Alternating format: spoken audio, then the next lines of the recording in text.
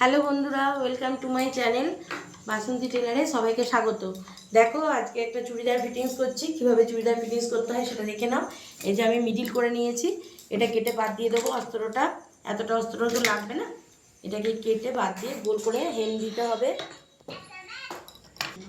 দেখো, এটা কাটা হয়ে গেছে। এবার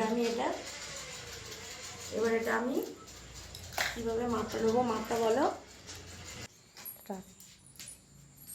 তোমরা দেখতে থাকো কিভাবে মাপটা নিই। উপর থেকে 10 ইঞ্চি নিচে নামাবো। এই 10 ইঞ্চি নিচে ছাতির মাপ, এখান থেকে মাপটা নেবো। ছাতি কত বলো? 35 ছাতি। 35 4 ভাগের 1 ভাগ করবো। 4 9 36, 36-এ 2 সুতো কম হবে, যেহেতু সুতির জিনিস ওই জন্য 2 সুতোটা ধরে নেবো। জল পেলে একটু ছোটো হয়ে যাবে, তো ওই জন্য একটুখানি আলগা লাগলে বেশ ফিটিংসটা ভালো হবে। এ দেখো, ঠিক এইভাবে ছাতিতে আনলাম। তারপর ওপর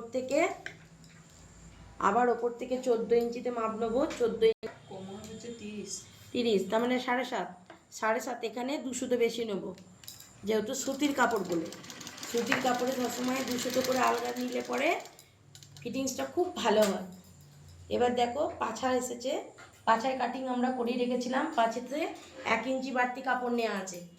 এই পাছাতে 1 ইঞ্চি কাপড় রেখে এটাতে এঁটে দেবো।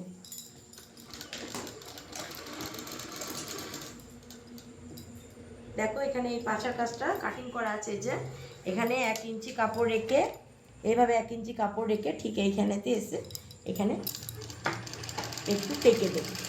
টেকে দিলে কি হবে, সাইডে মুড়তে সুবিধা হবে। ঠিক এইভাবে চুড়িদার ফিটিংস করতে হয়।